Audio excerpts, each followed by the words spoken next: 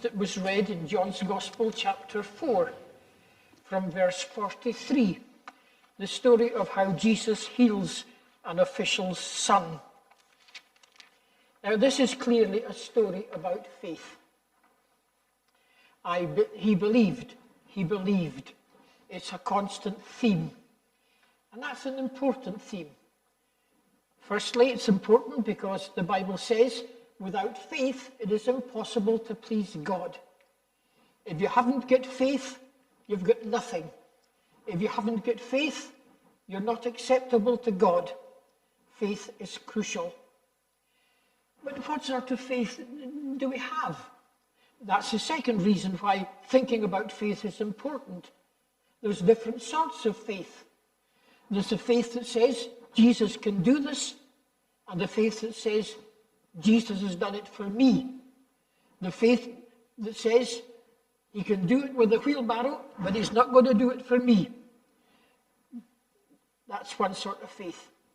And there's faith that's more genuine. People in the street say, I believe God, I believe in Jesus, I believe this, I believe that. But they live as if they didn't. It makes no difference. And the Bible faith is different. Faith is practical, active. Faith without works is dead. So we need to look at faith to see if we've got the right sort of faith. And then if we have the right sort of faith, many of us would say what a man in a story Jesus told says, Lord, I believe. Help my unbelief. We're wanting to grow in faith and develop in faith. And so I want this morning to look at this passage to see what it says about faith.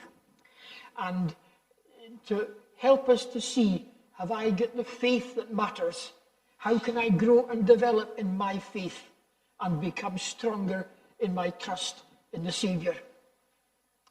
What we're going to do is simply look at the scenario very briefly, and then the 4 types of faith that are brought to our attention here.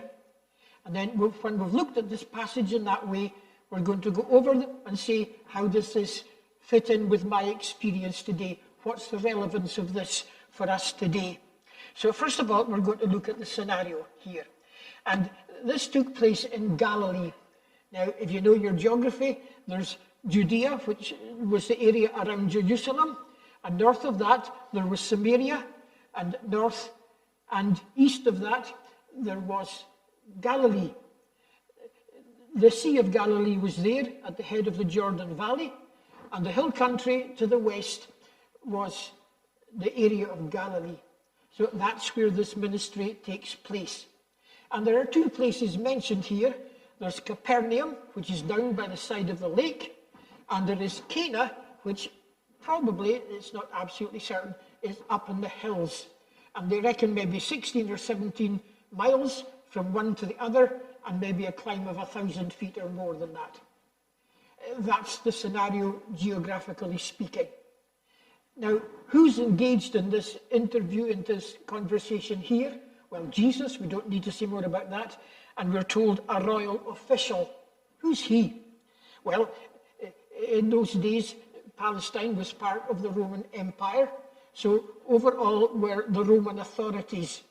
And in this particular case, Herod had been appointed to be king in Galilee. A person partly of Jewish stock, of the line of Herod the Great, who was active in Jesus' day, at the time of Jesus' birth. A son of his was reigning in Galilee in the name of the Romans, appointed by the Romans, a puppet king, we would say. And is somebody in his household, in his administration, a royal official that we're talking about here. And the event that this is concerned with is the severe illness of the official's son. So that's the scenario. The first sort of faith that we've got here is faith in Jesus' presence. Faith in Jesus' presence. The man says at the beginning of the incident, in effect, if only Jesus were here, he could do something about it. He's convinced that Jesus is able to help and that he would help if he were only present. So he's wanting Jesus to come down and help. And this isn't just a faith in the head, it's a faith that makes a difference to his life. He doesn't just sit there and moan, Jesus isn't here, nothing can be done. His faith impels him to act. So he goes these 16 or 17 miles up into the hills, and that's quite a considerable journey, even in those days, in order to get Jesus. And we're told there that he asked Jesus to come down, and the idea undoubtedly is that he pleaded with Jesus to come down. He begged him to come down. And the idea is that he kept on asking him. He would put it in one way and he'd put it in another way, and he'd lay out the circumstances and lay out the reasons, and he was really making an effort to let Jesus see the full extent of the situation. And he's begging him to. That's all faith, you see, faith in Jesus' presence. Now, that's a pretty good faith. We shouldn't forget that. In those days, that was a normal standard of faith that Jesus looked to and respected.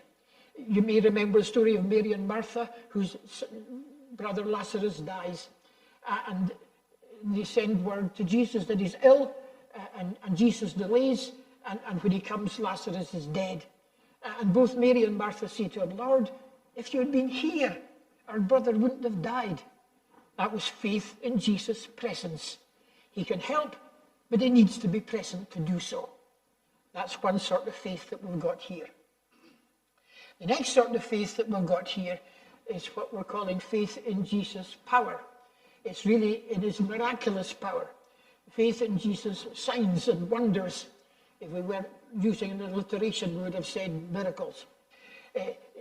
Faith in Jesus' power. Now, this is something that Jesus himself brings up in verse 48 here. And he says, unless you people see signs and wonders, you will never believe. So Jesus is speaking here about a faith in signs and wonders. And there's difficulties about it. I find difficulties anyway in this. One of the difficulties is this. Aren't signs and wonders meant to bring you to faith? And isn't it a good thing, therefore, to look for signs and wonders in order that you might believe?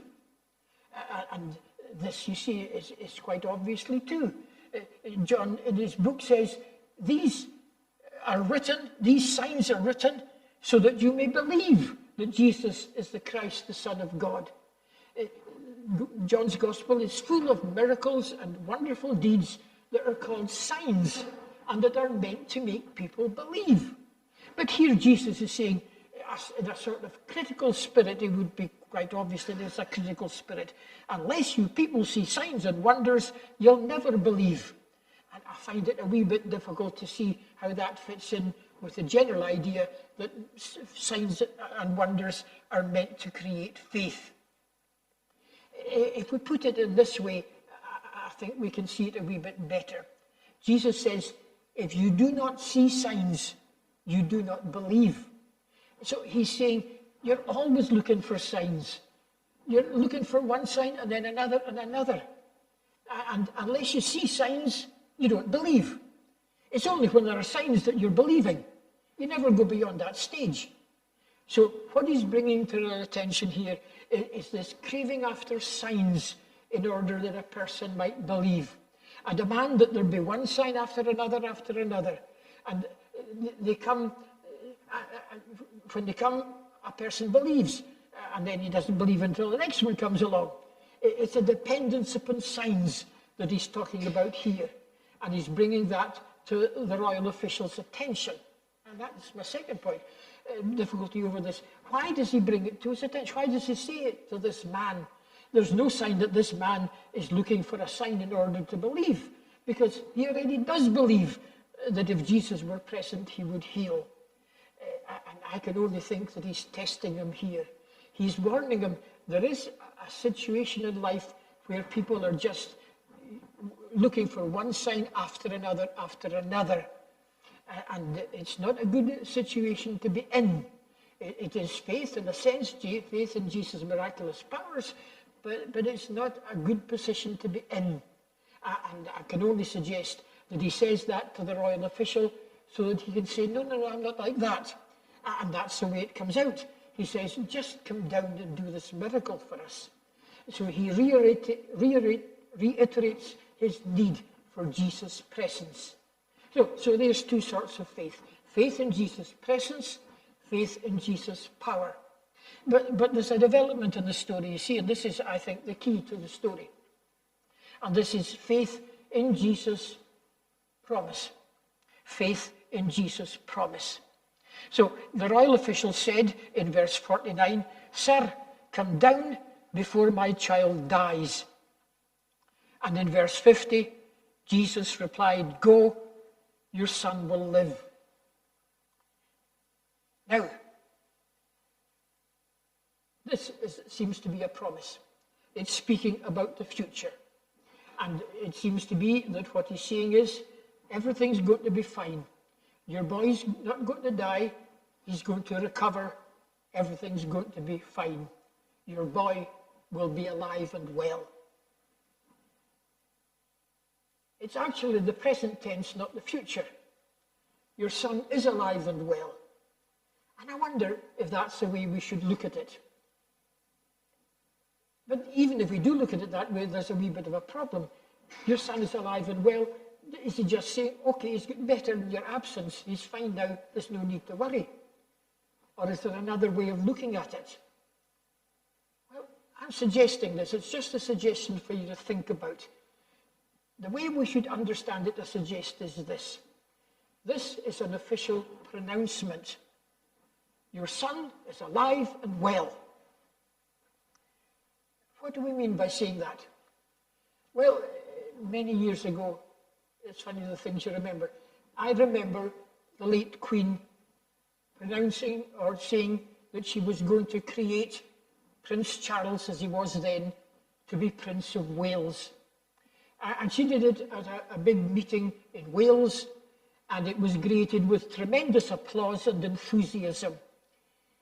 And then I believe, I don't remember it, but I believe there was an official investiture, which was a big ceremony and so on.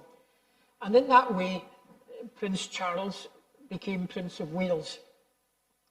I also remember that King Charles made Prince William Prince of Wales, and the words that he used were very low-key. Today, I am proud to create him Prince of Wales. Just that. No investiture, no big applause and cheering, just the king speaks and it is done. And I wonder, is that the way that Jesus is speaking here? Your son is alive and well. And the speaking of the words brought it about. Jesus in the New Testament is called the Creator. So how was it made? How was the world made? Let there be light. There was light. The Creator just spoke the word, and it happened. Let this happen, and it happened. That's what we've got here, I suggest. Here he is speaking as the sovereign Lord, the Creator, and he's saying, your son is alive and well. And just as he said, let there be light, and there was light. So the speaking of the word accomplished the act. That's what he's promising here. He's saying to him, everything's fine. I've sorted it out. Your boy is fine.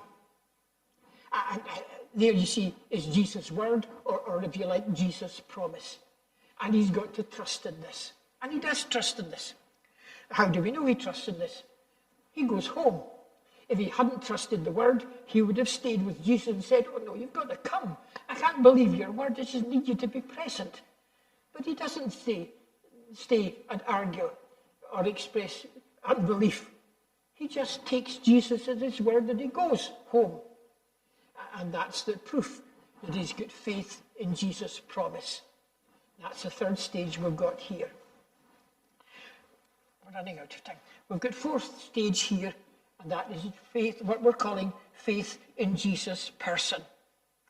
Now, I know that this is a title I've given to it because it seems to be the only way I can express what we've got here.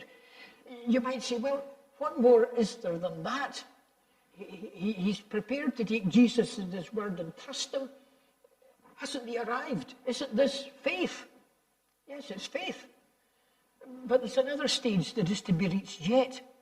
So he goes on his way home and he meets people, his servants, coming up to give him the good news that his boy is alive and well.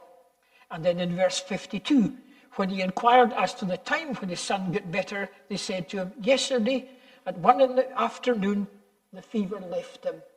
Just like that, the miracle was done. In a moment it happened. The fever left him at a particular moment in time. And then the father realized that this was the exact time at which Jesus had said to him, your son is alive and well. Remarkable. Jesus speaks up in the hills, and what he says happens down in the valley. The Creator speaks up in the hills, and the boy at that very moment, his fever leaves him, and he's better. It fits in with what I've said. This is an official pronouncement, and it happens. And when the man realizes the exact timing of the event, then we're told, so he believed, and his whole household. So here's more believing, you see. And you may say, well, he's believing now with his household, which is progress. But I'm thinking there's more than that to it. This is a further stage in belief. And all that I can suggest is that it's best described as faith in Jesus' person. So the faith that he's got now, it seems to me, is this sort of faith. Whether Jesus comes or is absent, it doesn't matter. You can trust him. Whether he speaks or is silent, it doesn't matter. You can trust him. Jesus is trustworthy. And that's the final stage of faith in this case. 4 stages of faith then. What do we make of them nowadays? Well, let me say right away that the faith of the person in the street that says, I believe in Jesus, I believe he died, I believe he whatever, and it makes no difference to him, that faith just isn't here at all. It isn't to be considered as genuine faith at all. He starts with faith in Jesus' presence. And what can we say about that? We've got to say that it's now removed from the agenda. It's just not on the agenda now. It's not possible. That's not the sort of faith that Jesus looks for. Faith in Jesus' presence is a non-starter in our circumstances. He's gone. He's not physically with us. We cannot cling to his physical presence. In John's Gospel at the end, Jesus said to somebody, have you believed because you have seen me? Blessed are those who have not seen and yet have believed. And that's the situation that we're in. If we're going to have faith, it's not going to be faith in the presence of Jesus. We're going to know the blessedness of those who have not seen physically with their eyes, but who nonetheless believe. So faith in Jesus' presence is a non-starter nowadays.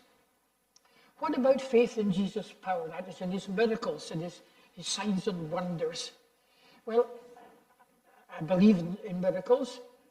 I don't believe they happen every day. If they did, they wouldn't be miracles.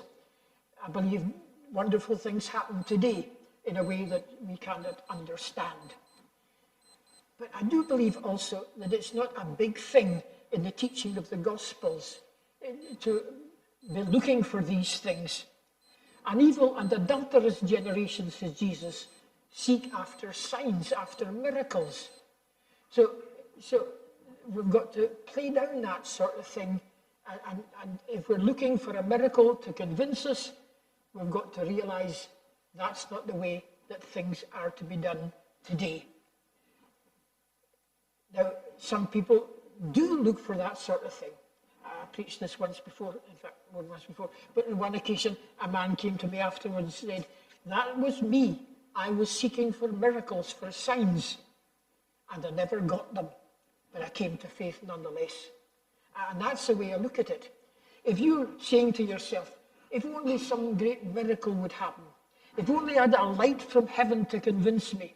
If only I had something wonderful to happen out of the ordinary, then I'd believe. It's not on. Because what you're really saying is, seeing is believing. But seeing is not believing. If you see, you don't have to have faith. So to have that attitude is to seek evidence that doesn't require faith. And therefore it's the opposite of belief. Don't be seeking signs and wonders. Sometimes God gives them, but don't be seeking them. If you've not got a true faith yet, don't be seeking them in that way. So that leads us to faith in Jesus' promise. What about that? Well, that's absolutely key to everything. Faith in the word of Jesus is absolutely basic. The Christian is the person who has responded to the promise, who, like this man, takes Jesus at his word and acts on it. Jesus says, come, and I'll give you rest. If you're a seeking person, wanting rest, spiritual rest, inner comfort, freedom from guilt, and that sort of thing, all that you need to do is come to Jesus, and the promise is there. I'll give you rest. True faith is when we take Jesus at his word and says, he said it. I believe it. That's it.